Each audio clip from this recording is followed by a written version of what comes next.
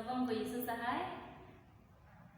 आप सबको इस सुंदर सभा में स्वागत करती हूँ और आशा करती हूँ परमेश्वर हम सबको इस वचन से आशीषित करेंगे। आज मैं आप सबको एक सुंदर नौजवान के विषय में बताने जा रही हूँ और वो नौजवान सुंदर तो था ही, इसके साथ साथ वो बहुत ही ताकतवर भी था। जिस प्रकार सुलेमान राजा पूरे विश्व में सबसे बुद्धिमान राजा थे, उसी प्रकार ये नौजवान भी पूरे विश्व में सबसे ताकतवर नौजवान थे। मैं समझती हूँ आप सब समझ गए होंगे मैं किसके विषय में बताने जा रही हूँ। मैं जिस नौजवान के विषय में बताने जा रही हूँ उसका नाम है सिमसोन। और आज का मेरा वचन का शीर्षक है, हम बुलाए गए हैं पवित्र जीवन जीने के लिए। हम बुलाए गए हैं पवित्र जीवन जीने के लिए। तो आइए इस वचन की गहराई में जाने से पहले हम परमेश्वर से दुआ करें और पवित्र आत्मा की अगुवाई मांगे। आइए प्रार्थना करें। स्वर्गीय महान दयालु पिता, ईश्वर आपको धन्यवाद देते हैं कि आप हमारे संग साथ हुए और हमें अगुवाई किए हो कि हम इस सभा में आपके वचनों को सुन पा रहे हैं। हम में से प्रत्येक का मन हृदय को खोलिएगा और हमें मदद और सहायता करिएगा ताकि हम आपके वचनों को सही रीति से सुन सके और अपने जीवन को आपके करीब ला सके। हम चाहते हैं आपके पवित्र आत्मा हम सबों के बीच में उंडेल लेगा ताकि हम अगुवाई पा सके। और हम पापी गुनहगार हैं प्रभु, हमारा हर एक पापों गुनाह को आप क्षमा करिए। इस छोटी सी विधि उधर करते सुखीत का नाम से मांगे हो, दया करके सर्व में सुन और ग्रहण कर। हम बुलाए गए हैं पवित्र जीवन जीने के लिए। हम जितने मसीह में पाए जाते हैं, हम सब कोई बुलाए गए हैं परमेश्वर के लिए। हम सब के जीवन में योजना है। जब हम इस दुनिया में आए नहीं थे तब से हमारे लिए परमेश्वर की ओर से योजना है। तो आइए हम देखते हैं सिमसोन के जीवन में क्या योजना थी। हम देखेंगे न्यायों की किताब उसका 13वां अध्याय 3 और 4। न्यायों की किताब उसका 13वां अध्याय 4 और 5 में खास तौर से इस वर्ष को हम फोकस करेंगे। यहाँ पे हम देखेंगे सिमसोन इस धरती में आया ही नहीं था, तब से परमेश्वर ने इसको चुना था अपने काम के लिए ताकि सिमसोन जो है वो इजरायलियों को फिलिस्तियों के हाथों से बचाए। ये था परमेश्वर की योजना और सिमसोन के जीवन में परमेश्वर के लिए बहुत ही अच्छा प्लान था और इसलिए परमेश्वर ने उसको इंस्ट्रक्ट किए थे कि वो कभी अपना सिर में छुरा ना चलाए और दूसरा था कि कभी वो तकमधु ना पिए और तीसरा इंस्ट्रक्शन था कि कभी वो अशुद्ध वस्तु को ना खाए। ये 3 मेजर इंस्ट्रक्शन उसको दिया जाता है कि पहला कि वो कभी उसका सिर में छुरा ना चलाए, दूसरा कभी वो तकमधु ना पिए, तीसरा है कभी वो अशुद्ध वस्तु को ना खाए। ये था बहुत क्लियर इंस्ट्रक्शन परमेश्वर की ओर से सिमसोन के लिए। तो हम देखेंगे सिमसोन जैसा वो बढ़ते गया, उसका पेरेंट्स जो है वो बहुत अच्छा से देखभाल किए सिमसोन का, बहुत अच्छा से पालन पोषण किए। जब वो बढ़ रहा था तो बहुत अच्छा से उसका पेरेंट्स ने उसको केयर किया और जैसे जैसे वो बढ़ते गया परमेश्वर उसको आशीष देता रहा। हम सबके जीवन में परमेश्वर आशीष देता है।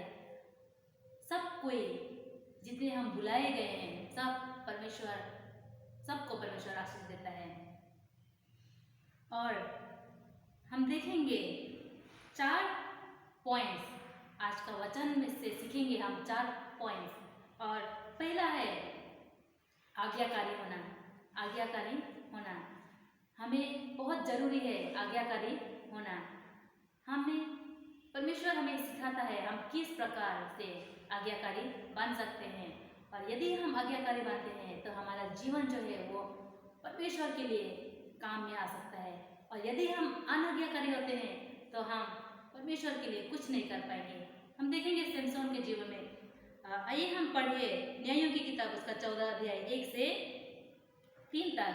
न्यायों की किताब उसका 14 अध्याय 1 से 3। यहाँ पे इस प्रकार से लिखा गया है, सिमसोन तिम्ना को गया और तिम्ना में एक फिलिस्ती स्त्री को देखा। तब उसने जाकर अपने माता पिता से कहा, तिम्ना में मैंने एक फिलिस्ती स्त्री को देखा है, अतः आप तुम उससे मेरा विवाह करा दो।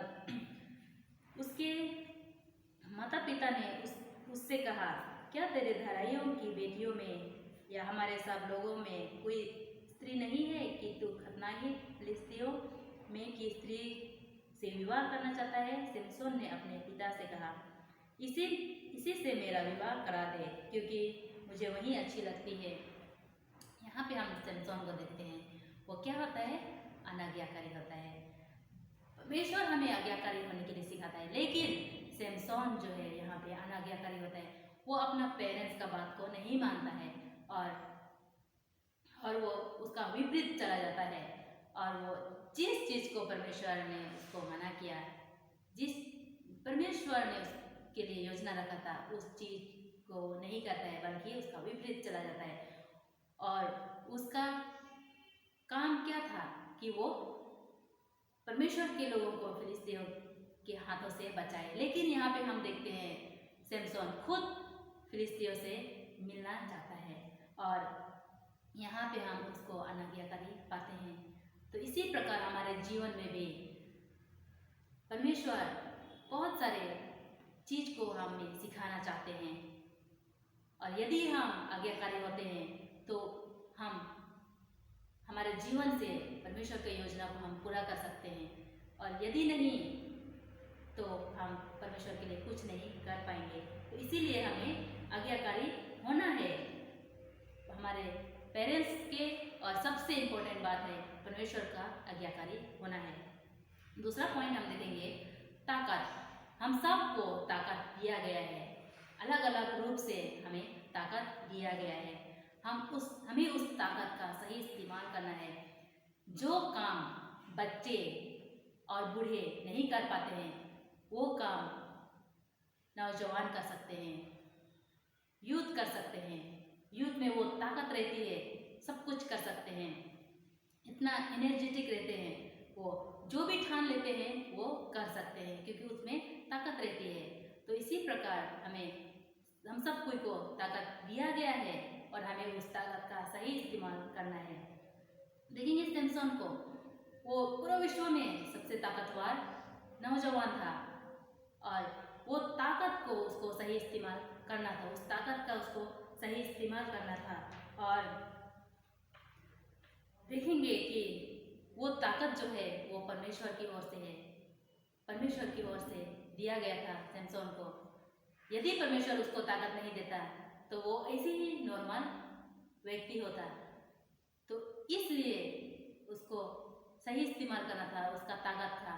और हम पाते हैं सिमसोन ने उस ताकत का सही इस्तेमाल नहीं किया, बल्कि वो गलत इस्तेमाल किया उस ताकत का।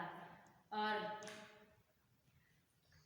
हमें इस नौजवान में बहुत सारा चीज़ को करना है, परमेश्वर का योजना को हमारे जीवन से पूरा करना है, और हमें उससे प्रार्थना करना है। जो भी हम करेंगे वो प्रार्थना पूर्वक करेंगे, तो ही हम परमेश्वर से मदद पा सकते हैं, और हम अच्छी चीज़ को कर सकते हैं।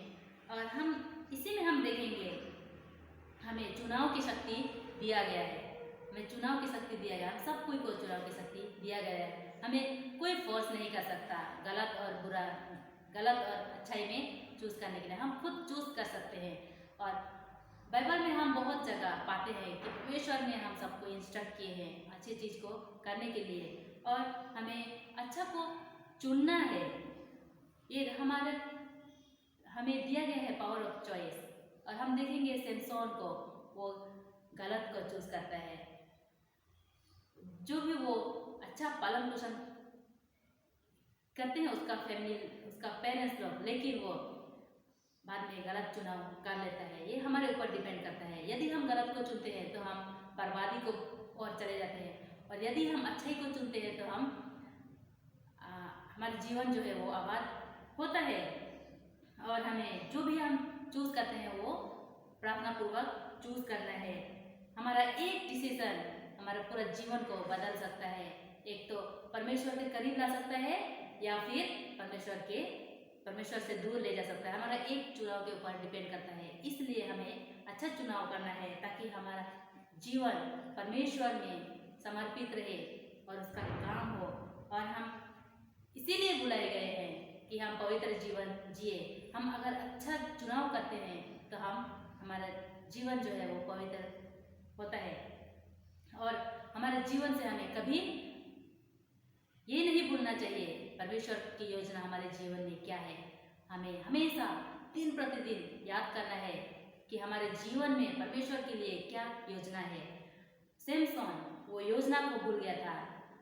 वो परमेश्वर का जो मेन मकसद था वो भूल गया सिमसोन, और वो योजना को भूलने के कारण वो डिस्ट्रक्शन की ओर चला गया। और ये बहुत ही इम्पोर्टेंट बात है हमारे जीवन के लिए कि हमें परमेश्वर की योजना को याद करना है ताकि हम जो योजना है उसको हम हमारे जीवन से पूरा कर सके। और चौथा पॉइंट है बर्बादी। यदि हम गलत का संगति में रहते हैं, गलत की ओर जाते हैं, तो हमारा जीवन श्योरली वो बर्बादी की ओर चला जाता है। इसलिए हमें सावधान रहना है। ये युवा समय जो है वो बहुत ही खास समय है। हमें पूरा इस युवा समय को परमेश्वर को देना है। हमारे पूरा युवा समय का जीवन को परमेश्वर को समर्पित करना है ताकि वो हमें सही तरीके से यूज कर सके अपना काम के लिए, और वो अपना काम कर परमेश्वर का काम के लिए हम आ सके। और कभी कभी हम ये सोचते हैं कि हम तो कुछ नहीं कर सकते हैं, मुझ में वो कुछ भी टैलेंट नहीं है।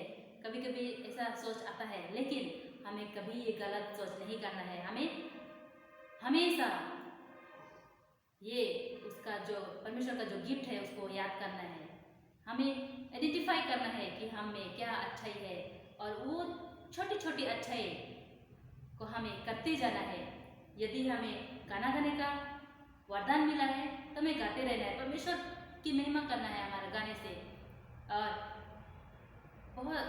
किसी किसी को बजाने का गिफ्ट मिला है, किसी किसी को वचन बताने का, किसी को ग्रीटिंग्स करने का, किसी को मदद करने का, बहुत तरह से गिफ्ट मिला है। ये परमेश्वर की ओर से है। और ये छोटी छोटी वरदान जो मिला है उसी को हमें इस्तेमाल करना है और बड़ा करना है ताकि ये परमेश्वर के लिए काम हो सके और परमेश्वर के लिए बड़ा बड़ा महान काम हो सके हमारे जीवन से। और हमें उस वरदान का इस्तेमाल करना है। और ये हमारा क्रिश्चियन ड्यूटी है कि हम प्रभु के लिए कुछ करें। हम इस दुनिया में आए हैं यूं ही नहीं, इसीलिए मैं कहती हूँ कि हम कुछ मकसद से आए हैं और वो मकसद को हमें पूरा करना है। हमें पवित्र जीवन जीना है। हम अलग किए गए हैं, हम दूसरों से अलग किए गए हैं। परमेश्वर ने हमें खास मकसद के लिए चुना है। हम बुलाए गए हैं क्रिश्चियनिटी में, हम सेवेंथ डे एडवेंटिस्ट में बुलाए गए हैं। उसका बहुत बड़ा मकसद है और उस मकसद को हमें पूरा करना है। हमें चुप नहीं रहना है। हमें जो भी वरदान मिला है उसको इस्तेमाल करना है ताकि परमेश्वर की महिमा होए हमारे जीवन से और हम परमेश्वर में आगे बढ़े। हमें विश्वास करना है और भरोसा रखना है, और सबसे इम्पोर्टेंट बात परमेश्वर की आज्ञाओं को मानना है ताकि हम परमेश्वर के लिए काम कर सके और पवित्र जीवन जो है उसको जी सके। आज आप और मैं यदि हम पवित्र जीवन नहीं जीते हैं तो हम परमेश्वर का ठट्टा उड़ाते हैं, उसका मजाक करते हैं, परमेश्वर का मजाक करते हैं। यदि क्योंकि हम बुलाए गए हैं अच्छा जीवन जीने के लिए, पवित्र जीवन जीने के लिए, और यदि हम पवित्र जीवन नहीं जीते हैं आज तो हम परमेश्वर का ठट्टा उड़ाते हैं। तो इसीलिए मैं ये वचन से आप सबों को यही बताना चाहती हूँ कि हमें पवित्र जीवन जीना है। जो इंस्ट्रक्शन हमें दिया गया है उसको फॉलो करना है। हमें अच्छाई को, जितना सारे अच्छाई चीज़ है उन सारे अच्छाई चीज़ को हमें अपनाना है ताकि हम पवित्र जीवन जी सके और परमेश्वर में समर्पित रहना है। अंत में मैं पढ़ना चाहूँगी सबोपदेशक उसका 12 अध्याय 1, सबोपदेशक की किताब उसका 12 अध्याय 1 में ही 12 अध्याय 1 में यहाँ पे इस प्रकार से लिखा गया है, अपनी जवानी के दिनों में अपने सृजनहार को स्मरण रख, इससे पहले कि विपत्ति के दिन और वे वर्ष आए जिसमें तू कहे कि मेरा मन इनमें नहीं लगता। तो हमें सृजनहार को याद करना है, हमने जो बनाया है उसको याद करना है हमेशा। ये जवानी के दिनों में ही परमेश्वर को याद करना है, क्योंकि ये जवानी के दिन में युवा युवती के समय में ही बहुत कोई क्या होते हैं, परमेश्वर के ओर से भटक जाते हैं और गलत चीज में वो फंस जाते हैं, नशा करते हैं या फिर कोई भी दुनियादारी की चीज में वो भटक जाते हैं। तो यहाँ पे हमें बहुत अच्छा शिक्षक मिलती है कि हम जवानी के दिन में परमेश्वर को याद करना है, हमारे सृजनहार को याद करना है, ताकि हम उसके काम को कर सके, पवित्र जीवन जी सके। और यदि हम बूढ़े हो जाएंगे तो हम परमेश्वर के लिए कुछ भी नहीं कर सकेंगे, क्योंकि हम में वो ताकत नहीं रहेगी, हमें वो जील नहीं रहेगी कि हम परमेश्वर के लिए कुछ कर सकें। तो इसीलिए आइए हम यही युवा समय को परमेश्वर को दे दें, हमारे पूरा जीवन को, ये जो खास तौर से ये जो युवा समय है वो परमेश्वर को दे दे, उसके लिए काम करें, ताकि हमारे जीवन से परमेश्वर का मकसद पूरा हो और परमेश्वर की ही महिमा हो, क्योंकि उसी ने हमें बनाया है खास मकसद के लिए। तो आइए हम पवित्र जीवन जिए और परमेश्वर जैसा चाहता है वैसा हम अपना जीवन को व्यतीत करें, ताकि हमारे जीवन से परमेश्वर की महिमा हो। और इस छोटी वचन को अंत करने से पहले मैं छोटा सा दुआ करना चाहूँगी। आइए हम आंखों को बंद करें और सर को झुकाएं। स्वर्गीय महान दयालु पिता ईश्वर, आपको धन्यवाद देती हूँ क्योंकि आप हमारे संसार हुए, हमें अगुवाई किए हो, वचन में से सीखे हैं प्रभु कि आपने हमें सही में पवित्र जीवन जीने के लिए बुलाए हो। हम बहुत कमज़ोर है प्रभु, लाचार है, हम चाहते हैं पवित्र जीवन जीने के लिए, लेकिन प्रभु इस दुनियादारी के चीज़ में हम फंस जाते हैं और शैतान के राहों में चलते हैं कभी कभी। हे प्रभु हमें अगुवाई करिए, मदद और सहायता करिए आपके राहों में आने के लिए, ताकि हम अपना जीवन जो है वो पवित्र जीवन जी सके और आप में समर्पित हो सके, और ताकि हमारा जीवन आपके लिए, हमारे जीवन से आपके लिए बड़ा काम होने सके। हे प्रभु हम पापी गुनहगार हैं, हमारा हर एक पाप गुनाह को क्षमा करिए। हम चाहते हैं आप हमारे जीवन को संभाले हुए रखिएगा और आपके काम में लगाइएगा। कहाँ तक क्या हम मंच पर सब चाहते हैं, इस छोटे से विधि उधर का से पेश कर हम